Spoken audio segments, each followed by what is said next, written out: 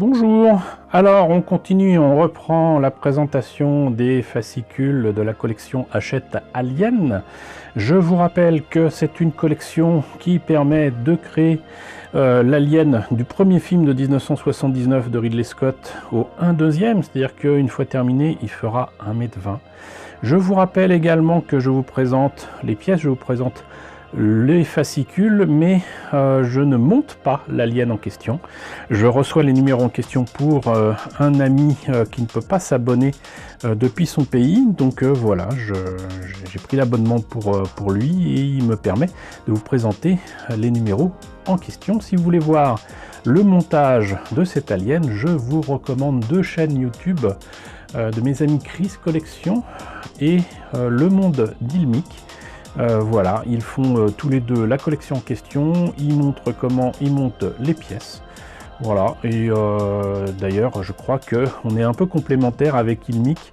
Il monte ses pièces et puis pour les commentaires autour du contenu des fascicules, il me laisse en parler, donc c'est super. Allez donc sur ces deux chaînes et sans plus tarder, je vous propose de voir ce que nous réserve ce numéro, les pièces et le fascicule.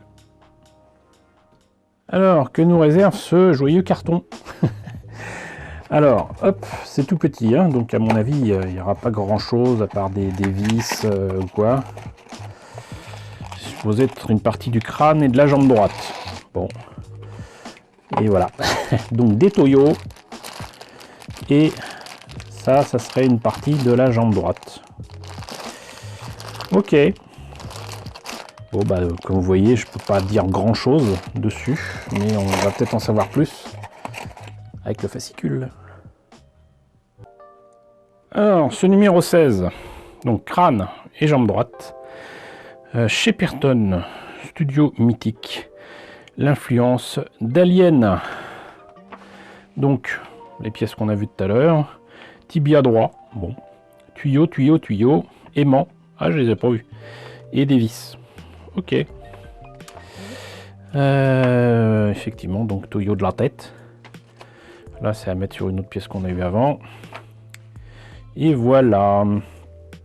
Donc, Shepperton, studio mythique pour film de légende. Pour le tournage d'Alien, la société de production Brandywine, le studio 20th Century Fox, jette leur dévolu sur les studios britanniques de Shepperton, dont le demi-siècle d'histoire force l'humilité. J'adore la façon dont c'est écrit, c'est juste vraiment génial. Voilà. Un studio fait pour Alien. Au fil des décennies, Shepperton verra naître Dr. Folamour, 2001 l'Odyssée de l'espace, Orange Mécanique, trois œuvres de Stanley Kubrick, mais aussi Lawrence d'Arabie, Les Canons de Navarone, ou encore un légendaire concert filmé de Led Zeppelin. D'accord. Richard Donner, il tourne La Malédiction. Un film que peu de personnes connaissent, ou se rappellent l'avoir vu, c'est quand même fou, quoi. Damien La Malédiction, pour moi c'est quand même un classique, tout comme L'Exorciste.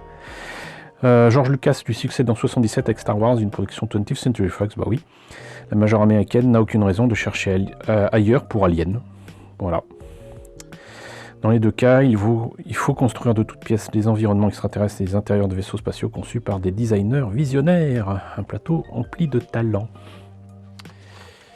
Voilà, parce que ça s'est pas fait tout seul, tous ces trucs-là. Les décors de la planète LV426 sur le gigantesque plateau H de Shepperton.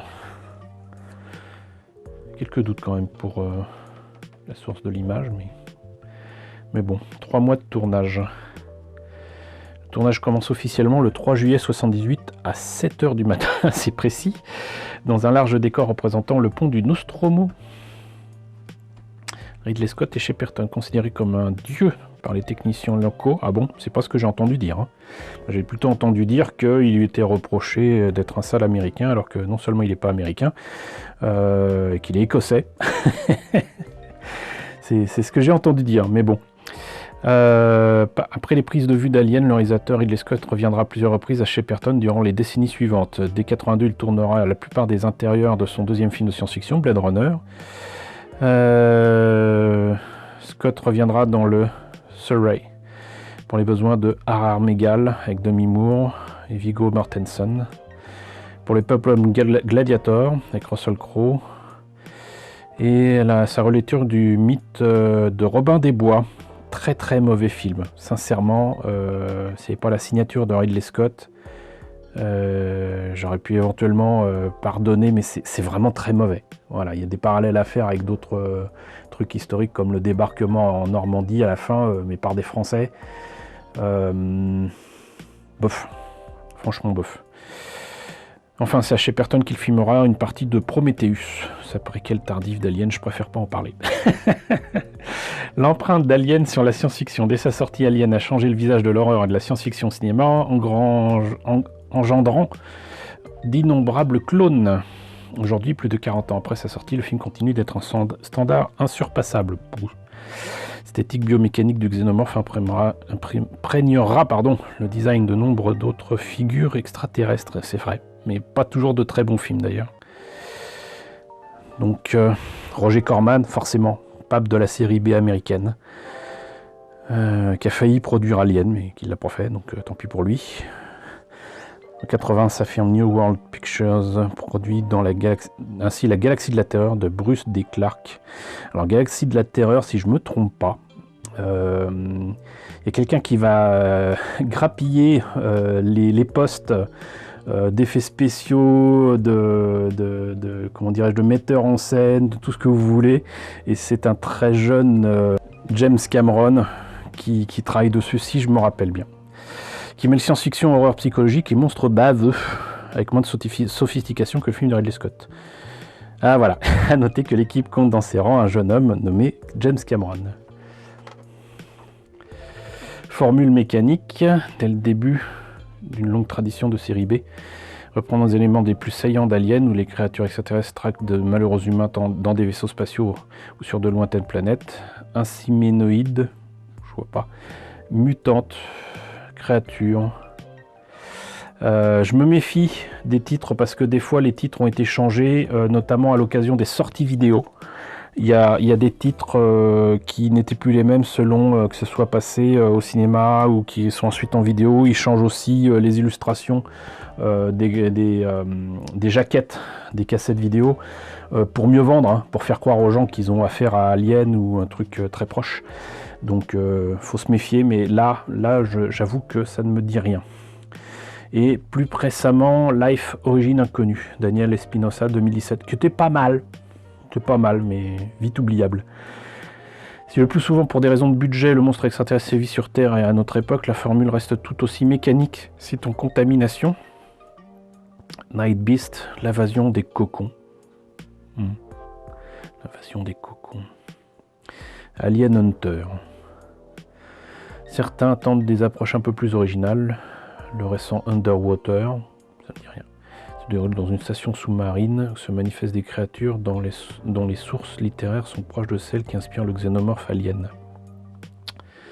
Si c'est le film que je crois, ça n'a rien à voir. Ça n'a rien à voir. Mais bon, cela dit, je ne l'ai pas vu parce qu'il devait sortir au cinéma, il n'est pas sorti, j'ai pas très bien compris. Mais si c'est celui que je crois, je pense pas. Gothique et réalisme. D'autres influences plus subtiles sont toutefois plus intéressantes à souligner. Ainsi, Alien a imposé une esthétique gothique des vaisseaux spatiaux. Bon, des longs corridors. La Final Girl. Cependant, l'impact le plus global d'Alien demeure sans conteste. Et tous aspects confondus, sa description d'un personnage féminin volontaire est décidée face à l'adversité. Le cinéma de genre s'emparera de cette figure pour l'imposer en multiples déclinaisons, que ce soit dans les slashers, les films d'action, instaurant un culte des héroïnes badass, alliant intelligence, puissance physique et sexy attitude. Ouais, je veux bien, mais enfin bon, il y avait quand même pas mal de films d'horreur, à commencer par Halloween, qui faisait ça avant, hein. Même si je crois que c'est pratiquement à la même époque. Mais il me semble quand même que le premier Halloween, c'est avant. Et le second, ça doit être après. Mais bon, une suite avant la suite. Avant Aliens le retour, il y a eu une suite non officielle d'Alien titrée aux États-Unis Alien 2 on Earth. Il s'agit d'un film de série Z italienne. Bon, on va arrêter là. Bon. Parce que je n'ai sincèrement aucun attrait pour les nanars ou les copies éhontées italiennes qui mettaient des noms américains pour faire croire que c'était américain. Je me suis tapé des trucs de zombies quand j'étais plus jeune, qui étaient supposés faire peur. Et ce qui me faisait peur, c'était la médiocrité de la réalisation. Ça en amuse beaucoup, mais moi, j'aime pas. J'ai vraiment perdu et de l'argent et du temps sur ce genre de production, parce que je louais les films dans des vidéoclubs. Et même maintenant que je pourrais les voir plus facilement, que ce soit sur des plateformes de streaming légales ou avec des DVD pourris achetés à 50 centimes, ça ne m'intéresse pas. Ça ne m'intéresse pas. Pour moi, c'est du temps de perdu. Que mange-t-on dans l'espace? Eh ben, il paraît qu'il faut pas se mettre à côté des Russes, parce qu'il paraît qu'ils mangent trop gras et que ça bouche les chiottes de la station spatiale internationale. Bon, bah écoutez, voilà.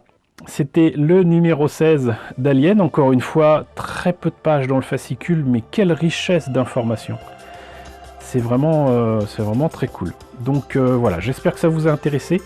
N'hésitez pas à me dire ce qu'il en est dans la section commentaires. N'hésitez pas à liker, c'est très important. N'hésitez pas à partager, n'hésitez pas à vous abonner si ce n'est pas déjà le cas. Coucou aux nombreux abonnés qui nous ont rejoints ces derniers temps.